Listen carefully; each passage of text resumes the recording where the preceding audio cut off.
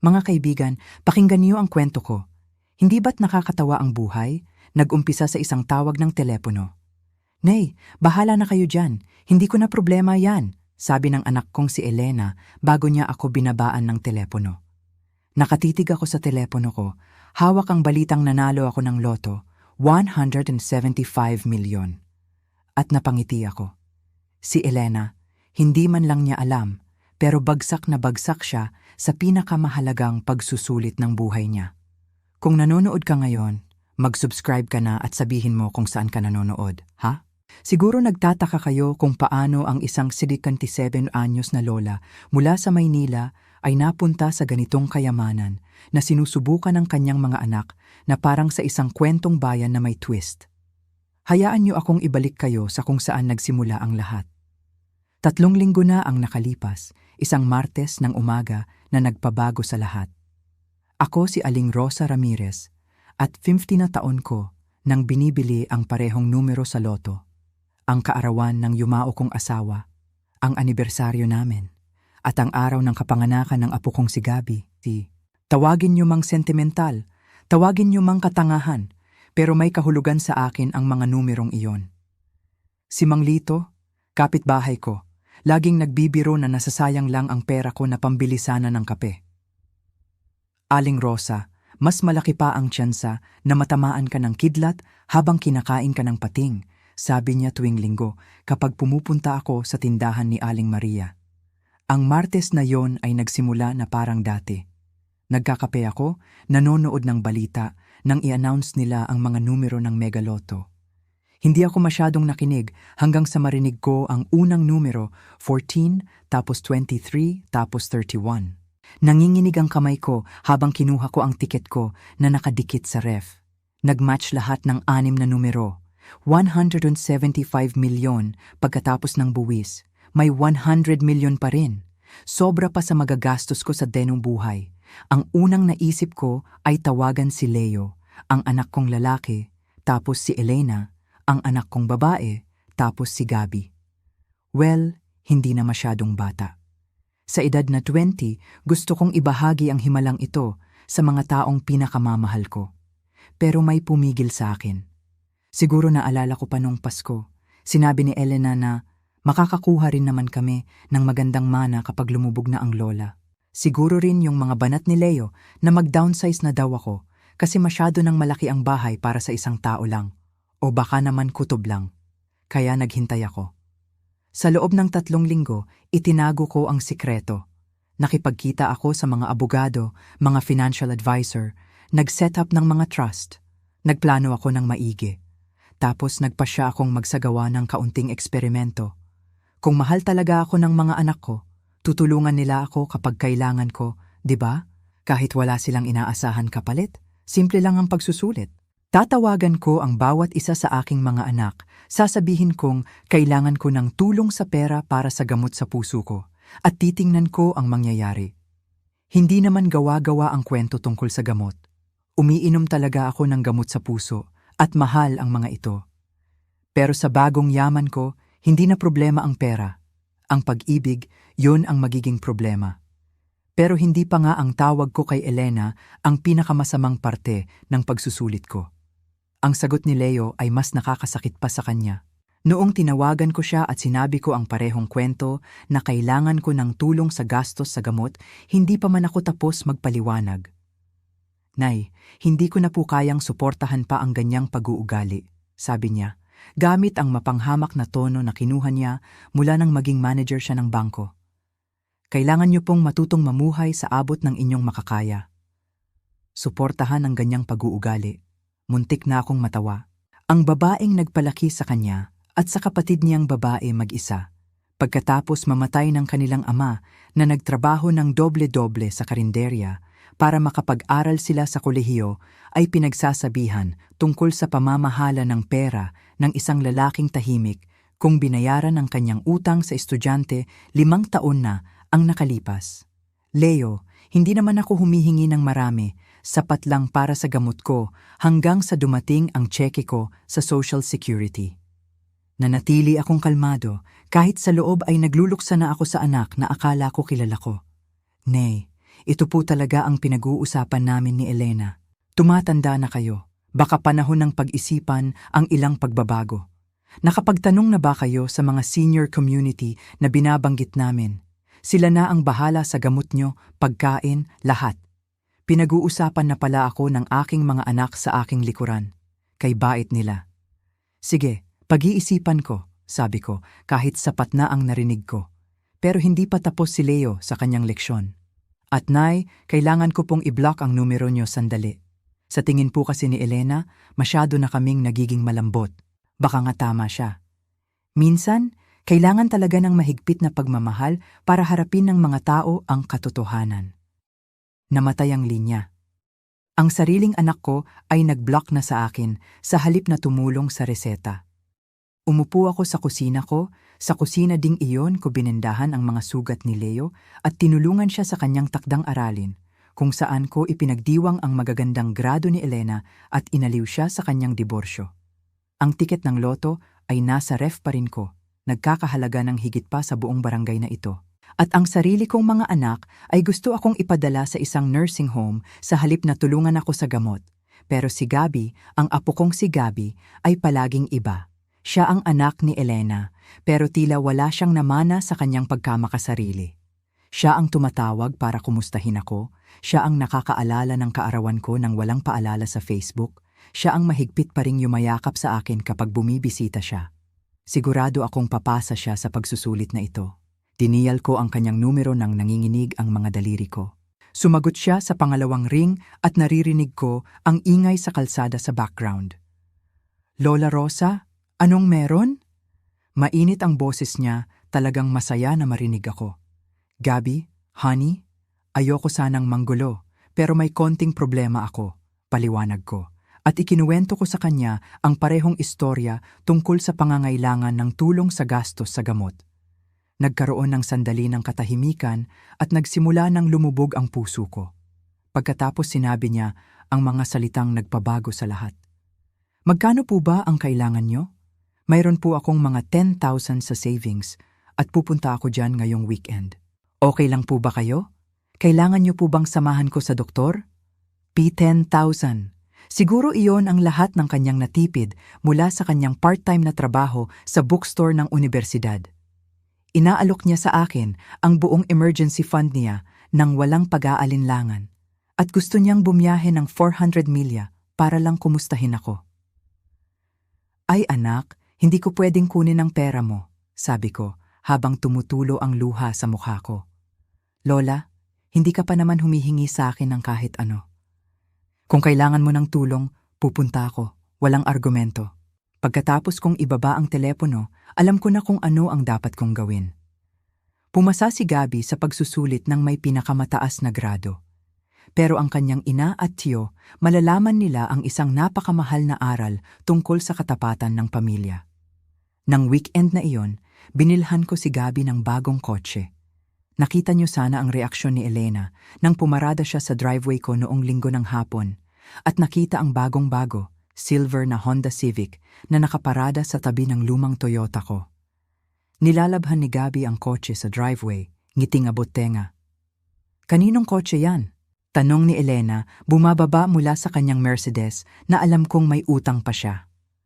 Akin po, sigaw ni Gabi, ibinaba ang espongha para yakapin ako. Nay, binili ni Lola para sa akin. Makapaniwala kayo?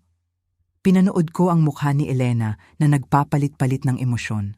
Pagkalito, suspetsa, at sa huli, galit. Hindi natinag ang kanyang perpektong pagkakayos ng buhok. Hairspray ang gagawa niyan. Nay, pwede ba tayong mag-usap? Mahigpit ang boses ni Elena. Pumasok na rin si Leo, nakita ko kung paano niya sinuri ang eksena. Dumaan ang kanyang mukha sa parehong emosyonal na paglalakbay ng kanyang kapatid. Nagtipon kami sa sala ko, sa parehong silid kung saan naglaro sina Leo at Elena ng kanilang mga laruan, 30 taon na ang nakalipas. Umupo si Elena sa gilid ng sofa ko na parang natatakot na baka mahawaan ng kanyang mamahaling damit. Saan ka nakakuha ng pera para sa kotse? Tanong ni Leo na pumasok nang hindi kumakatok. Noong nakaraang linggo, tumatawag ka sa amin, nagmamakaawa ng tulong sa mga reseta mo. Nagmamakaawa ba ako? Iniling ko ang ulo ko. Talagang nagtataka sa pagpili niya ng salita. Sa akala ko ay humihingi ako ng tulong sa aking mga anak. Kawawa naman ako. Huwag kang maglaro, Nay, singhal ni Elena. Magkano ang halaga ng kotse na yan? Baka 120,000? 150,000? Saan galing ang pera na yan? Umupo ako sa paborito kong armchair, yung binili ng kanilang ama para sa aming ika-20 anibersaryo. Well, hindi ako bumili ng gamot ko sa puso ngayong buwan. Mukhang mas mahalaga ang mga kotse para sa mapagmahal na apo kaysa sa pagtibukin ang lumang puso na ito. Napahinga si Elena. Nay, baliw ka na. Hindi ka pwedeng huminto sa pag-inom ng gamot mo. Ay, ngayon ka na nag-aalala sa kalusugan ko. Kay bait mo naman. Nanatili akong matamis ang boses, pero nakita ko na naiintindihan ni Leo ang aking sarcasm. Baliw na talaga to, bulong ni Leo. Pinapasok ang kanyang maninipis na buhok. Gabi, halika rito. Lumitaw ang apo ko sa pintuan, nakangiti pa rin. Sa edad na 20, mayroon siyang madilim na mga mata ng kanyang ina. Ngunit sa kabutihang palad ay wala ang pagkamakasarili nito. Gabi, hindi mo pwedeng tanggapin ang kotse na yan, sabi ni Leo ng matigas. Maliwanag na hindi na nag-iisip ng maayos ang iyong lola. Huminto siyang uminom ng gamot para bilhan ka ng kotse. Hindi pag-ibig, yan! Sakit sa pag-iisip yan! Tito Leo, ano po ang pinagsasabi niyo? Mukhang naguguluhan talaga si Gabi. Okay lang si Lola. Masaya kaming nag-usap kahapon tungkol sa kolehiyo, sa trabaho ko, sa lahat. Mas matalas pa siya sa atin. Anak, tinawagan ka ng iyong lola noong nakaraang linggo na nagmamakaawa ng pera, nakisali si Elena. Ngayon bigla na lang may 150,000 para sa kotse. May hindi nagkakatugma. Nagbago ang ekspresyon ni Gabi at nakita ko siyang pinagsasama-sama ang mga piraso. Matatalino ang batang ito. Scholarship sa UP, nag-aaral ng negosyo. Tiningnan niya ang kanyang ina, pagkatapos ay ang kanyang tiyo, at nakita ko ang pag-unawa na sumisikat sa kanyang mga mata. Tinawagan niyo po sila para humingi ng tulong? Tanong niya sa akin ng mahinahon. Oo. At ano po ang sinabi nila? Biglang nag-interest si Leo at Elena sa carpet. Nagkaroon ng katahimikan hanggang sa pinuno ito ni Gabi. Hindi po kayo tinulungan, di ba? Hindi ko po kayo tinulungan sa gamot na kailangan niyo para mabuhay. Ngayon naman, binilhan niyo ako ng kotse. Mahina ang boses ni Gabi na may pagkamangha. Lahat pala ng ito ay isang pagsusulit, Nay. Matalinong bata. Pero ang kanyang ina at tiyo ay magiging mas matalino rin. Isang pagsusulit. Tumaas ang boses ni Elena sa tono na sa tingin ko ay nakakasakit sa mga aso. Seryoso ka ba na ang lahat ng ito ay isang masalimuot na plano? Tiningnan ko ang babaeng ito na pinanganak ko, na may perpektong buhok at mamahaling bag na mas mahal pa sa upa ng karamihan sa mga tao. Ang plano ay isang pangit na salita, Elena. Mas gusto kong isipin ito bilang isang pagsusuri sa karakter. Nagsimula nang magpalakad-lakad si Leo na ginagawa niya mula pa noong bata siya kapag siya ay hindi mapakali. Manipulasyon ito, Nay. Purong manipulasyon lang. Manipulasyon ba kapag ipinakita sa iyo ng isang tao ang kanilang tunay na kulay? Tanong ko. Nananatiling kalmado ang aking boses. Gumawa ako ng simpleng kahilingan para sa tulong. Agad na inialok ni Gabi ang lahat ng mayroon siya at gustong bumiyahe ng 400 milya para kumustahin ako. Kayo, Leo, ay nagturo sa akin tungkol sa pagsuporta sa masamang ugali at binublock ang numero ko. Sinabi sa akin ni Elena na hindi niya problema iyon. Ang mga iyon ay ang mga pinili niyo, hindi akin. Mayroon kaming mga makatwirang alalahanin, protesta ni Leo.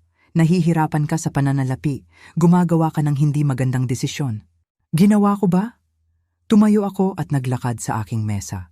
Kinuha ang isang folder na inihanda ko para sa sandaling ito. Pag-usapan natin ang hindi magandang desisyon sa pananalapi. Leo, natatandaan mo ba noong bumili ka ng motorsiklo 2 taon na ang nakalipas? Yung hindi mo kayang bayaran?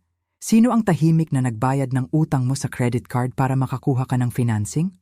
Namutla ang mukha ni Leo. Lumingon si Elena para titigan ang kanyang kapatid. At Elena, yung spa retreat na ginawa mo pagkatapos ng diborsyo mo nang nagbabalik ka sa iyong sarili? Sino sa tingin mo ang nagbayad ng renta mo sa loob ng 3 buwan habang hinahanap mo ang iyong sarili? Paano mo? Nagsimula si Elena tapos huminto. Alam ko ang lahat ng ito. Bawat emergency loan na hindi mo pa binabayaran. Bawat pabor na nakalimutan mong kilalanin.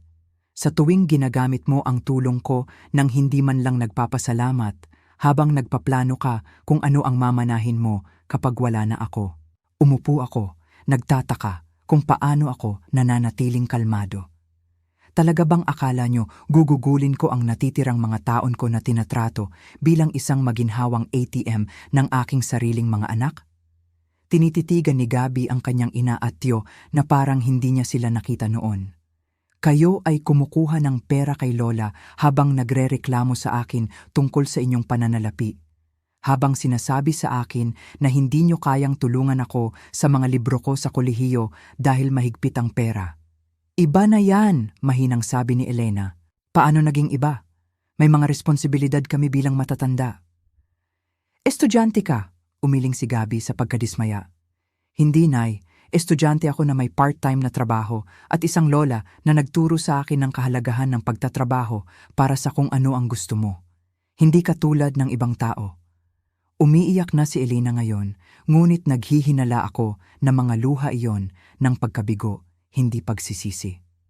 Nay, humihingi ako ng tawad kung kami ay nagmukhang walang utang na loob. Ngunit kailangan niyo pong maintindihan ang aming sitwasyon. Isa akong solong ina. Si Leo ay may sarili ring gastos. Mayroon kayong champagne taste sa budget na beer, simpleng sabi ko. At pareho kayong sumusuporta sa inyong kita sa aking kabutihang loob sa loob ng maraming taon habang tinatrato niyo ako na parang pasan. So ano na ngayon? Tanong ni Leo, mapait ang kanyang boses. Itatakwil mo kami, pipiliin mo si Gabi kaysa sa iyong sariling mga anak? Pinipili ko ang kabaitan kaysa sa pagiging mapag-angkin. Hindi humihingi ng kahit ano si Gabi. Gayunpaman, nang kailangan ko ng tulong, inalok niya ang lahat. Kayong dalawa ay humingi ng marami, ngunit walang inalok kapalit. Tumahimik ang silid maliban sa paghikbi ni Elena. Sa wakas, nagsalita si Gabi. Lola, may itatanong po ako sa inyo? Maingat ang kanyang boses, parang hinahawakan niya ang isang bagay na marupok. Siyempre, anak, gaano ka mayaman? At doon ko napagdesisyonan na oras na para sa ikalawang bahagi ng aking plano. Nginitian ko ang aking apo, ang batang lalaking ito na pinatunayan ng kanyang sarili na karapat-dapat sa tiwala, samantalang ang kanyang ina at tiyo ay nabigo ng labis. Gabi, ano ang sasabihin mo kung sasabihin ko sa iyo na ang mahal mong lola ay nanalo ng loto 3 linggo na ang nakalipas? Napakurap siya. Sasabihin ko na yan ang dahilan kung bakit may kotse. Umungol si Leo. Nay, seryoso nga. Gaano ba kalaki ang panalo nyo? Baka 50,000? Baka 500,000? Subukan mo ulit. Tumigil sa pag-iyak si Elena, biglang naging interesado sa aming pag-uusap. Anong ibig mong sabihin? Subukan mo ulit? Naglakad ako pabalik sa aking refrigerator at bumalik na may tiket sa loto. Yung isa na nakabitin doon sa loob ng 3 linggo na parang isang ordinaryong papel. Ibinigay ko ito kay Gabi. Basahin mo ang mga numero, anak. Tumingin si Gabi sa tiket, pagkatapos sa akin, pagkatapos ay bumalik sa tiket. Namuti ang buong mukha niya. Lola, ito po ang mga nanalo sa Mega Lotto jackpot mula 3 linggo na ang nakalipas. Tinapos ko ng mahinahon. 175 milyon. Lumundag si Leo sa tiket, ngunit hinila ito ni Gabi pabalik. Tito Leo, wag po. Hayaan mo akong makita yan. Hiling ni Elena, ngunit itinaas ko ang aking kamay. Ang tiket ay souvenir na lang. Ang pera ay na-claim na-invest, at inilagay sa mga trust. Umupo ako pabalik sa aking upuan, tinatamasa ang hitsura ng purong pagkabigla sa kanilang mga mukha. Nalaman ko Kapag mayroon kang mahigit 100 milyon pagkatapos ng buwis, ang 150,000 na kotse ay parang pambili lang ng candy. Ang katahimikan na sumunod ay napakaganda. Ang bibig ni Leo ay bumubukas at nagsasara na parang isda na wala sa tubig. Si Elena ay nagmula sa maputla hanggang pula hanggang maputla muli. 100 milyon, sa wakas ay bumulong si Leo. Kulang pa ng kaunti dahil sa investment returns ngayong linggo. Hindi ko mapigilang ang kasiyahan sa aking boses. Kahanga-hanga kung paano tumutugon ang merkado kapag mayroon kang ganitong uri ng kapital na gagana. Nauna si Elena sa pagsasalita. Nay, hindi namin alam. Noong tumawag ka na humihingi ng tulong. Kung nalaman niyo na mayaman ako, tutulungan niyo ako. Umiling ako. Elena, naririnig mo ba ang iyong sarili? Tutulungan mo sana ang iyong ina kung alam mong mayroong para sa iyo. Yan ay hindi ko sinabi. Mabilis siyang umatras. Hindi ba? Humarap ako kay Leo. Anak, tanungin kita. Kung ako ay naninirahan pa rin sa aking maliit na tseke sa Social Security at nangangailangan ng tulong sa gamot, tutulungan mo ba ako? Ang paghinto ni Leo ay nagsabi sa akin ng lahat ng kailangan kong malaman. Naintindihan ko. Tumayo ako, biglang nakaramdam na pagod na pagod. Sa palagay ko, ang pag-uusap na ito ay nakapagbibigay liwanag sa lahat. Nay, teka lang, sabi ni Elena ng desperado. Kailangan nating pag-usapan ito. Kailangan nating ayusin kung paano tayo magpapatuloy bilang isang pamilya. Itinaas ko ang kilay. Elena, 20 minuto na ang nakalipas, binabaan mo ako ng telepono nang kailangan ko ng tulong. Binublock ni Leo ang numero ko. Ngayon gusto mong pag-usapan ng pamilya?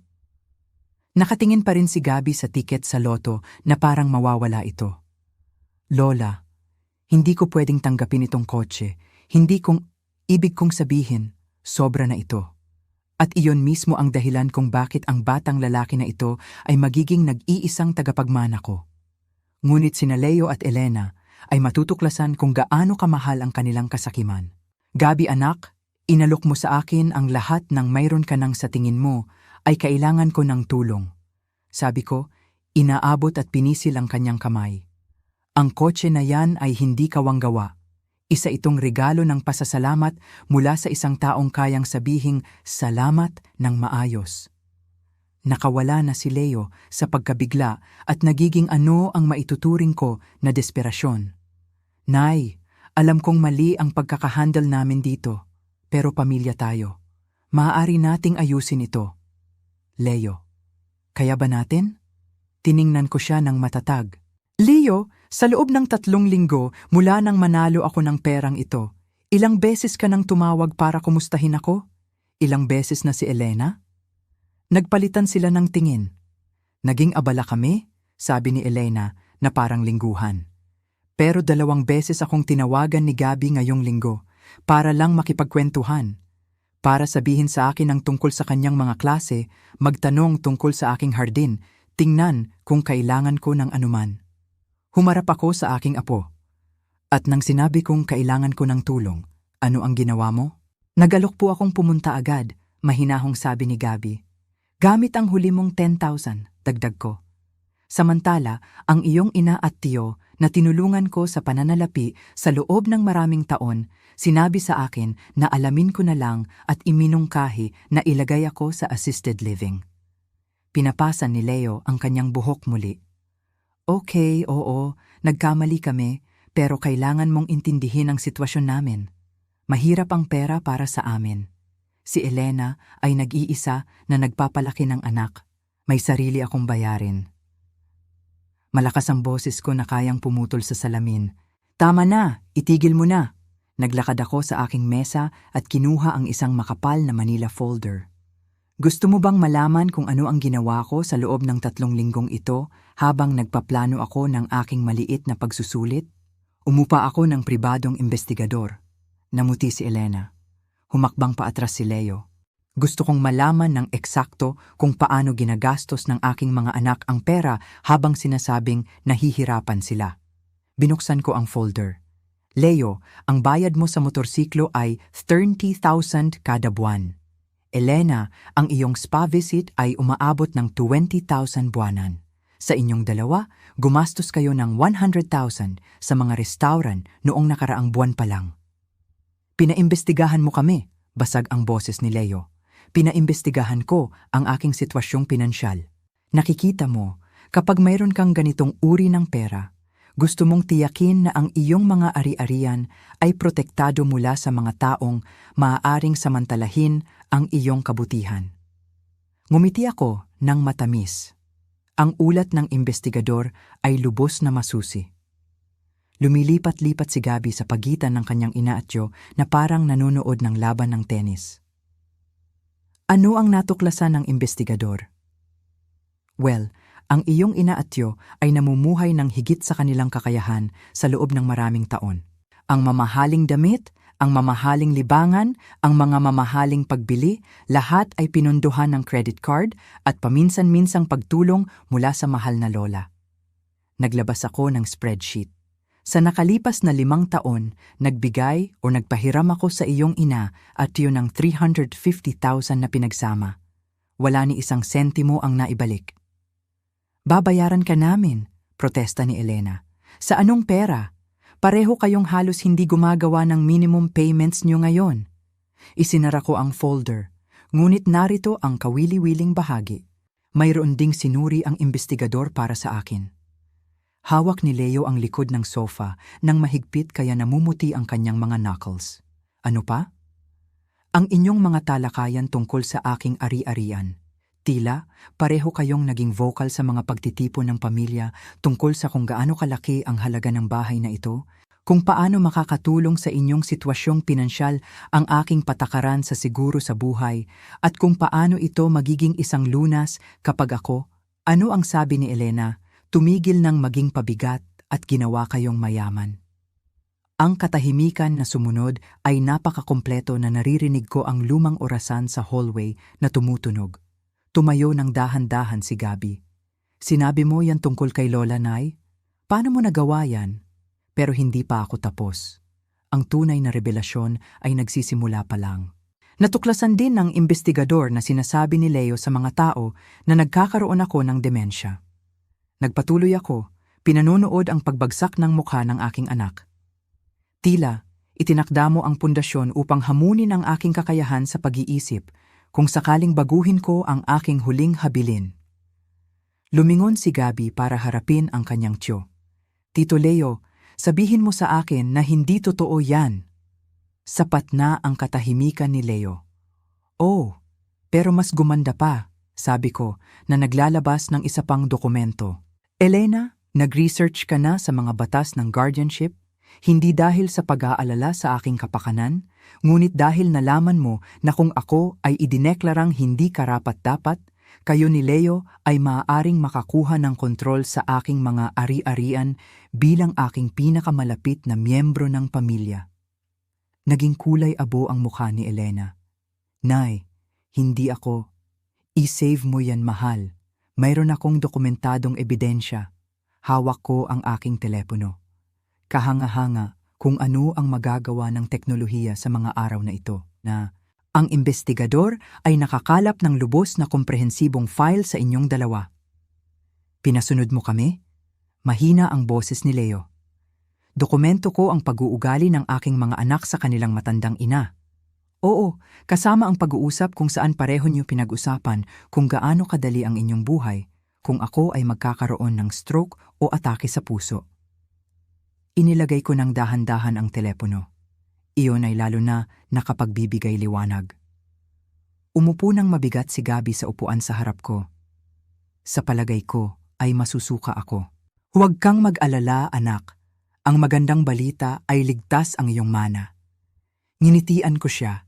Ang masamang balita para sa iyong ina at tiyo ay gumawa ako ng mga hakbang upang maprotektahan ang aking sarili at ang aking mga ari-arian mula sa anumang hinaharap na pagtatangkang manipulasyon.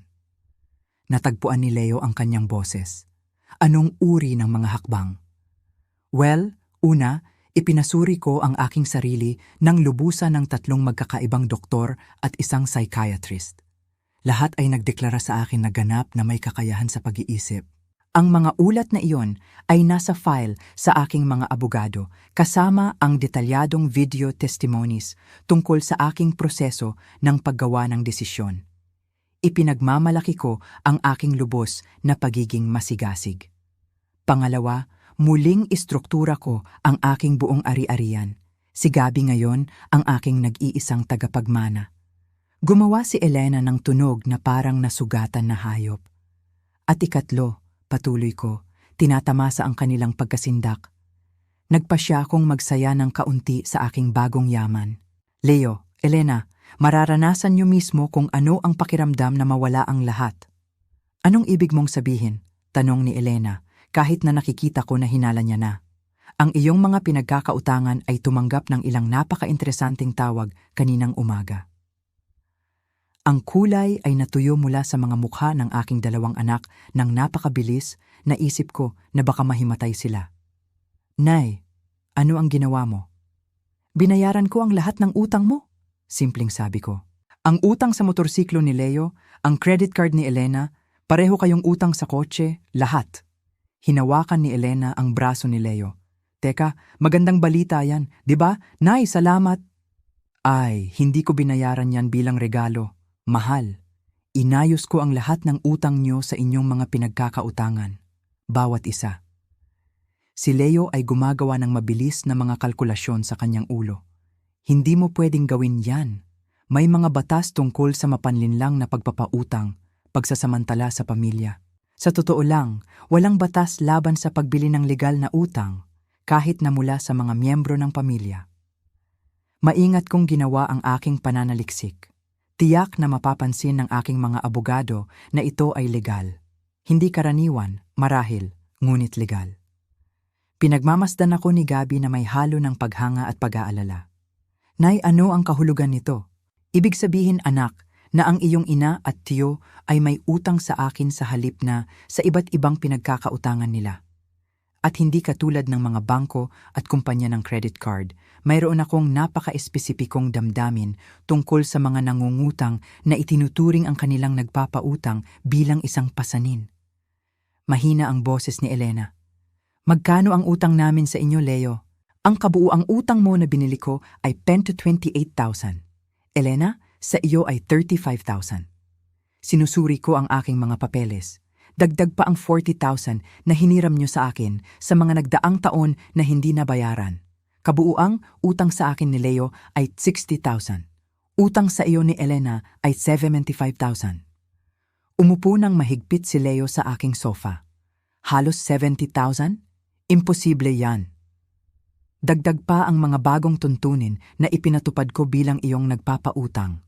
24% taunang interes na pinagsama-sama buwan-buwan, walang minimum na bayad, buong balanse na dapat bayaran sa loob ng 30 araw, o sisimulan ko ang legal na mga paglilitis sa pangongolekta.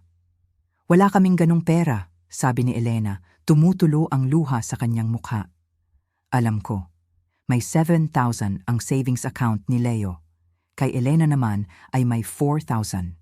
Ginawa ko ang aking homework na nagdadala sa atin sa iyong mga pagpipilian. Anong mga pagpipilian? Tanong ni Leo ng desperado. Maaari mong ipagbili ang iyong mga ari-arian. Leo, ibenta mo ang motorsiklo. Baka 75,000 kung swerte ka. Elena, ibenta mo ang kotse mo at bumili ka ng mas mura. Baka makasave ka ng 60,000. Pareho kayong maaaring kumuha ng pangalawang trabaho. Ibinibilang ko ang mga bagay-bagay sa aking mga daliri. Iyon ay maaaring sumaklaw sa marahil sa ikatlo ng iyong utang.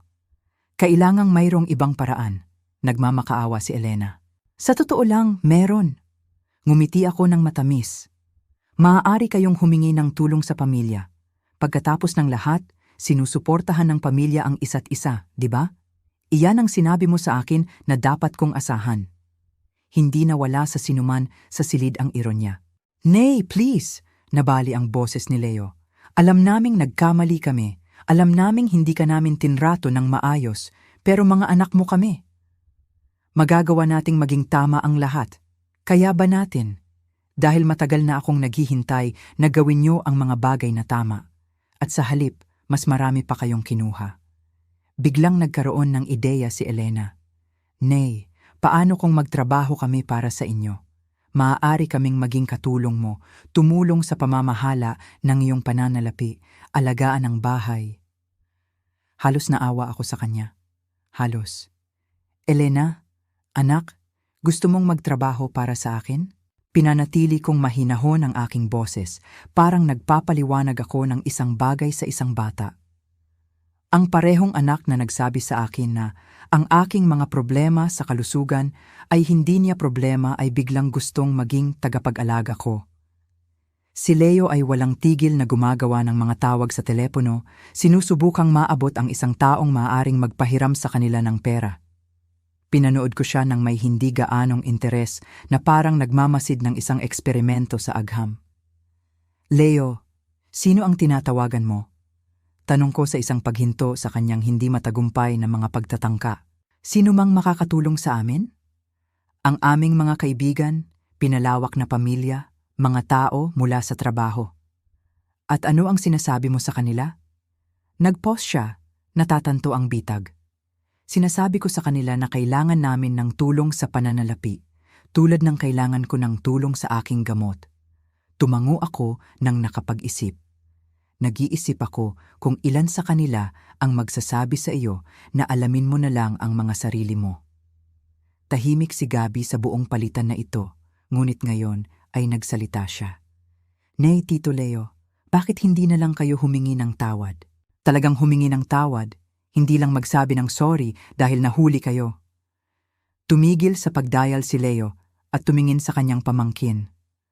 Sorry, Gabi. Pareho kami. Sorry para sa ano specifically? Tanong ko. Gusto kong marinig mong sabihin, yan. Sorry dahil hindi ka namin tinulungan nung humingi ka ng tulong. Mahinay na lumabas ang mga salita ni Leo na parang binubunot ang mga ngipin. At tumalon si Elena. At dahil nagsabi kami ng masasamang bagay tungkol sa iyo sa likod mo, palapit na sila. Ano pa? Sumuko ang mga balikat ni Leo. Dahil nagplano kami na ipahayag ka na hindi karapat-dapat para makontrol namin ang iyong pera. Dahil pinag-usapan namin kung gaano kadali ang aming buhay kung namatay ka na.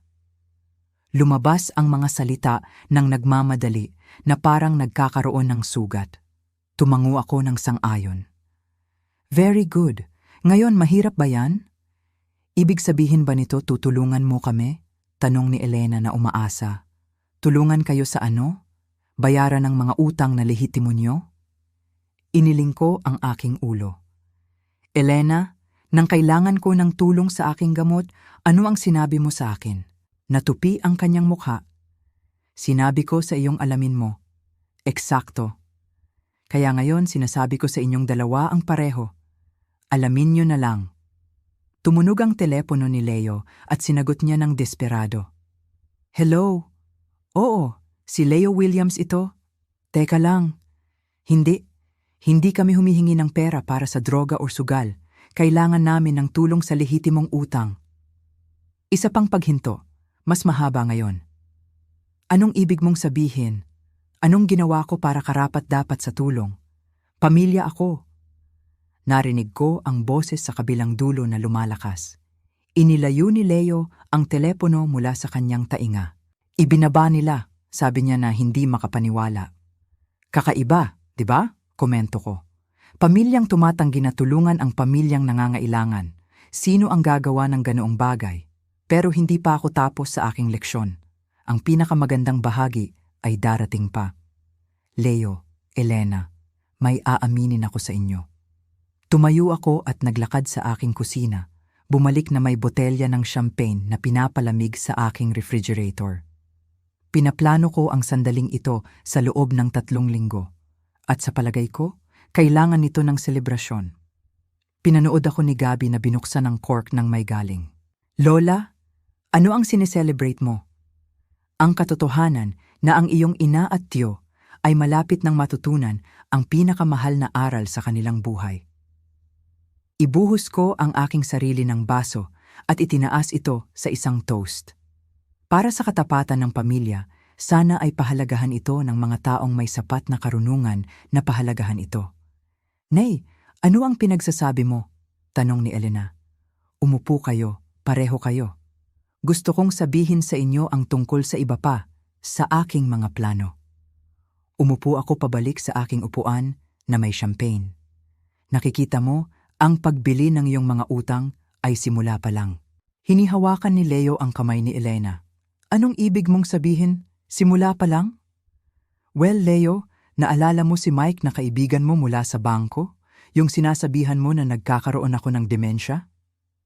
Sumipsip ako ng champagne ng dahan-dahan. Lumabas na si Mike ay gumawa ng ilang pananaliksik sa aking pananalapi nang marinig niyang baka kailangan mo ng tulong sa mga paglilitis sa guardianship. Nanatili si Leo. Anong uri ng pananaliksik? Yung uri na may kinalaman sa mga pampublikong talaan, mga database ng nanalo sa loto at mga financial filings. Natuklasan ni Mike ang isang bagay na napaka-interesante. Nag-pause ako para sa epekto. Nalaman niya ang tungkol sa panalo ko sa loto. Hindi, bumulong si Elena. Oo. At si Mike, na isang matuwid na mamamayan, ay nakipag-ugnay sa ilang tao sa bangko para ibahagi ang kamanghamanghang impormasyon na ito. Talagang nasisiyahan ako sa kanilang katatakutan.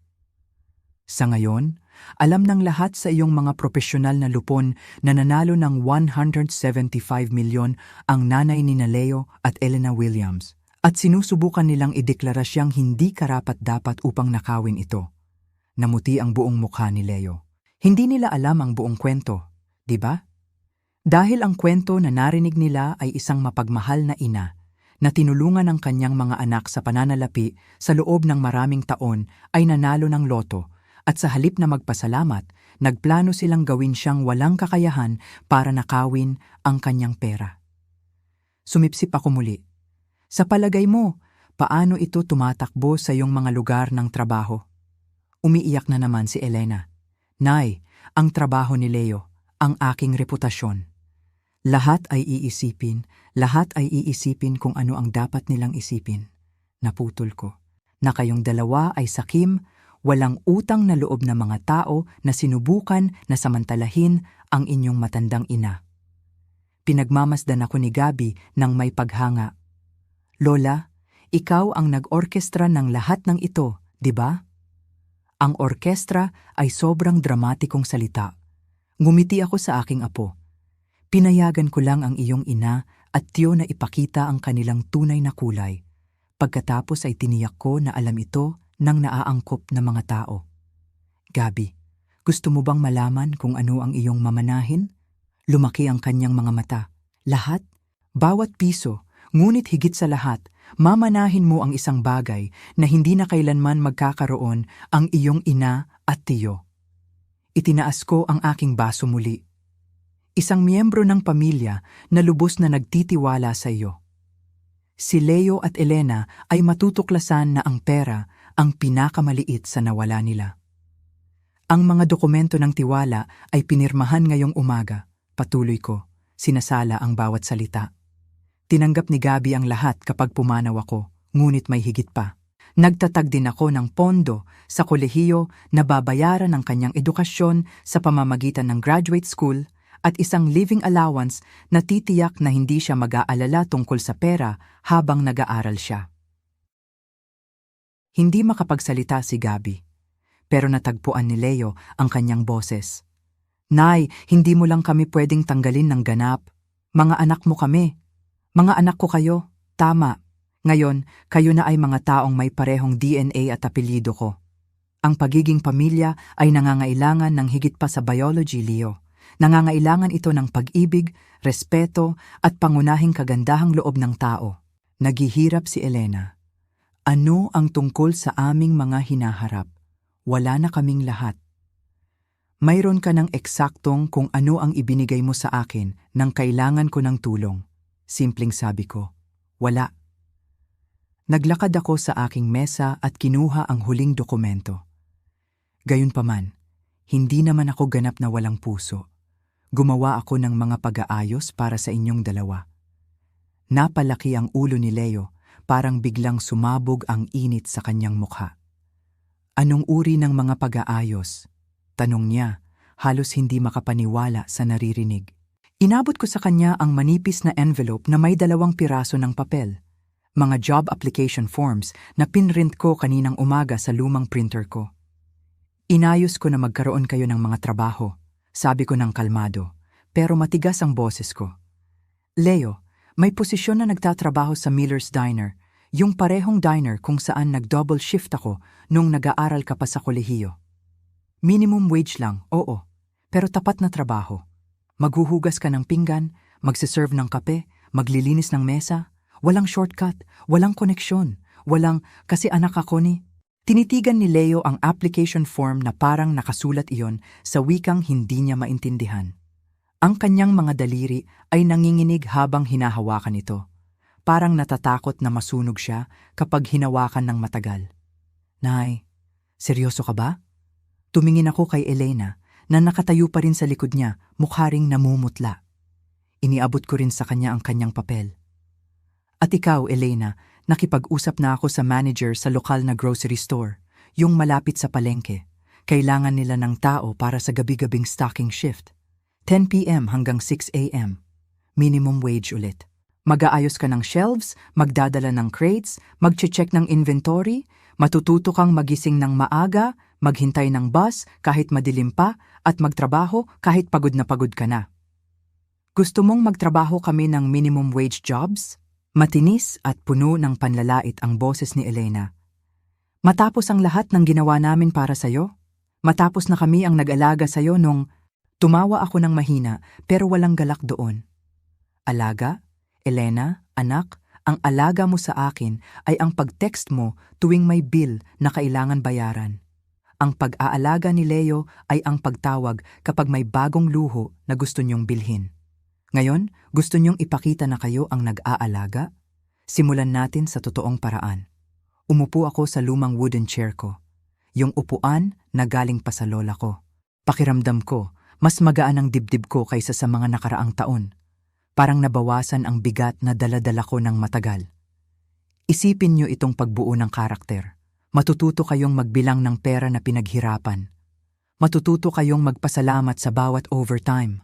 Matututo kayong tumingin sa salamin at sabihing, kaya ko to dahil kailangan ko, hindi dahil gusto ko lang. Tahimik na ang kwarto. Naririnig ko lang ang tiktak ng lumang wall clock at ang mahinang huni ng mga ibon sa labas. Sa wakas, natagpuan ni Gabi ang kanyang boses. Maliit pa ito, pero malinaw. Lola, ito, hindi ko alam kung ano ang sasabihin. Tumingin ako sa kanya, sa aking apo na nakatayo sa tabi ko. Hawak ang kamay ko ng mahigpit. Sabihin mo lang na gagamitin mo ang perang ito ng matalino, Gabi. Sabihin mong matatandaan mo na ang kayamanan ay hindi nagpapakataas sa iyo kaysa sa ibang tao. Binibigyan ka lang nito ng mas maraming responsibilidad, na maging mabait, na tumulong sa iba ng walang hinihintay na kapalit, na alagaan ang mga taong nagmamahal sa iyo ng totoo. Lumapit si Gabi at niyakap ako ng mahigpit. Hindi siya umiyak, pero ramdam ko ang init ng kanyang pisngi sa aking balikat. Salamat, Lola. Hindi ko to sisirain, pangako. Tumingin ulit ako kina Leo at Elena. Nakatayo pa rin sila doon, parang natulos sa kinatatayuan. Hindi na sila nagmamakaawa, hindi na sila sumigaw. Para bang sa wakas, naintindihan nila na tapos na ang laro. Kung gusto nyo talagang magbago, sabi ko ng mahina, simulan nyo sa mga papeles na yan. Pumunta kayo bukas sa mga lugar na yan. Magsimula kayo mula sa ibaba, tulad ng ginawa ko para sa inyo. At kapag nagawa nyo yon, siguro, balang araw, pwede tayong mag-usap ulit. Hindi bilang may utang, hindi bilang may hawak na pera, kundi bilang pamilya. Pero hanggat hindi nyo napatunayan yon, mananatili kayong nasa labas ng pintong to. Dahan-dahang lumakad sila palabas. Walang paalam na salita, walang yakap, walang "Nay, sorry." Pero sa pagkakataong iyon, hindi ko na hinintay ang mga salitang yon, sapagkat ang tunay na pagbabago ay hindi sa salita, nasa gawa. Pagkasara ng pinto, huminga ako ng malalim. Tumingin sa hardin sa labas, sa mga rosas na bagong namumukadkad kahit sa gitna ng tag-ulan. Tulad ng buhay natin. Masakit ang pagpuputol ng mga tuyong sanga, pero kailangan para lumago ang bago. At sa tabi ko, si Gabi, hawak pa rin ang kamay ko. Lola, proud ako sa'yo. Ngumiti ako. At ako rin sa'yo, apo. Lagi. Inabot ko at pinisilang kanyang kamay. Sabihin mong hindi mo kailanman ipagwawalang bahala ang pamilya tulad ng ginawa ng iyong ina at tiyo. Ipinapangako ko, bumulong si Leo. Halos hindi na marinig ang boses niya sa bigat ng luha na tumutulo sa kanyang pisngi. Nay, ipinapangako ko talaga, magbabago na kami. Gumawa siya ng huling desperadong pagtatangka, parang isang lalaking nalulunod na hinahatak ang huling sanga bago tuluyang lumubog. Gagawin namin ang lahat. Babayaran ka namin ng bawat piso na kinuha namin. Humihingi kami ng paumanhin sa publiko, sa Facebook, sa barangay, kahit sa radyo kung gusto mo. Kami ay... Leo, tumigil ka. Itinaas ko ang aking kamay, malamig at matatag. Hindi galit, pero tapos na ang pag-asa. Gagawin mo ang mga bagay na yon dahil nahuli ka, hindi dahil nagsisisi ka talaga. May pagkakaiba yon, anak. Malaking pagkakaiba. Tumayo ako at dahan-dahang naglakad patungo sa bintana. Doon, sa labas, ang hardin na inalagaan ko ng mahigit 30 taon. Mga rosas na pula pa rin kahit sa tag-ulan, mga halamang gamot na itinanim ko pa noong bata pa sina Elena at Leo, at yung lumang duyan na gawa sa ratan na ginagamit pa rin ni Gabi hanggang ngayon. Lahat ng iyon saksi sa buhay ko. Saksi rin sa pag-asa ko noon na balang araw ay makikita ko rin sa mga anak ko yung parehong pagmamahal na ibinigay ko sa kanila. Alam mo kung ano ang nakakatawa? Tanong ko habang nakatingin pa rin sa labas. Kung tinulungan mo lang ako noong humingi ako ng tulong. Isang beses lang. Kung nagpakita ka lang ng simpleng kabaitan sa isang matandang nagbigay sa iyo ng buhay, ng pagkain, ng paaralan, ng pangarap, walang mangyayari nitong lahat. Ibabahagi ko ng buong puso ang anumang kapalaran na dumating sa akin. Kahit 1,000,000, kahit 10, kahit wala na. Basta alam kong may anak akong nagmamahal sa akin nang hindi dahil sa pera. Pwede tayong magsimula ulit, Nay, sabi ni Elena, nanginginig ang boses. Lumapit siya ng kaunti, parang natatakot na baka itaboy ko siya. Pwede tayong maging pamilyang gusto mo talaga. Yung tipong magtitipon-tipon tayo tuwing Pasko, magkukwentuhan, magtatawanan, tulad noong maliit pa kami. Lumingon ako sa kanila, sa 2 taong ito na pinalaki ko gamit ang pawis at luha ko. Mga bata ko noong unang yakap, unang mama, unang hakbang, mga taong kasama ko sa mga pista opisyal, sa mga bayad sa kuryente na minsan ay huli, sa mga gabi na nag-aalala ako kung makakain ba sila kinabukasan. At ngayon, narito sila, nakatayo sa harap ko, hindi dahil sa pagmamahal, kundi dahil sa takot na mawala ang pera na hindi naman talaga nila pinaghirapan. Hindi, sabi ko ng mahina pero malinaw. Hindi nyo kaya. At sa wakas, natutunan ko na rin ang isang bagay na matagal ko nang dapat matutunan. Hindi mo mabibili ang pag-ibig, pero tiyak na maaari mong bigyan ng presyo ang kasakiman. At pareho niyong ipinakita sa akin kung magkano nga ba talaga yung presyo na yon. Bigla akong niyakap ni Gabi mula sa likuran. Maliit pa siya, pero mahigpit ang yakap niya. Yung yakap na puno ng tapat na pagmamahal, walang halong kondisyon. Salamat, Lola, bulong niya sa tenga ko. Sa lahat, sa pagtitiwala sa akin kahit na alam mong nasaktan ka na. Sa pagturo sa akin kung ano talaga ang mahalaga. Hindi ko ito malilimutan. Nang tuluyang umalis sina Leo at Elena, nang tuluyang sumara ang pinto sa likod nila, naramdaman ko ang isang bagay na matagal ko nang hindi nararamdaman. Hindi galit, hindi lungkot. Hindi lungkot na may halong galit, kundi ganap na kapayapaan. Yung kapayapaang dumarating kapag natanggap mo na ang katotohanan kahit masakit. Umupo ako sa lumang sofa, katabi si Gabi. Binuksan niya ang maliit na kahon ng lumang larawan, mga picture namin noong bata pa sila, noong magkakasama pa kami sa mesa at walang pinag-uusapan kundi kung ano ang ipagluluto ko kinabukasan. Tumawa kami ng mahina habang tinitingnan ang mga iyon. Alam mo, Lola, sabi ni Gabi, kahit na masakit, mas mabuti na nalaman natin ngayon kung sino talaga ang nandyan para sa atin. Hindi yung nandyan lang kapag may mapapala. Tumango ako. Oo, at alam mo ba? Binigyan ako ng loto ng pera, pero ang mga anak ko, Binigyan nila ako ng mas mahalaga pa roon, ang kaalaman kung sino talaga ang karapat-dapat sa aking tiwala. At yun, apo ko, ay nagkakahalaga ng bawat piso sa mundo. Tumingin kami ulit sa hardin sa labas. May bagong usbong na sa mga rosas, maliit pa, pero buhay at lumalaban. Tulad namin. Salamat sa pakikinig hanggang dito. Kung may kwento ka ring ganito, tungkol sa pamilya, pag-ibig na may kondisyon, o natutunan mong aral mula sa sakit, huwag mag-atubiling ikwento sa komento. Mahalaga ang boses mo, at minsan, ang pagbabahagi lang ng kwento ang nagsisimula ng paghilom. Mag-ingat kayo palagi, at alagaan ninyo ang inyong puso, dahil hindi lahat ng dugo ay pamilya, at hindi lahat ng pamilya ay dugo. Hanggang sa susunod na kwento.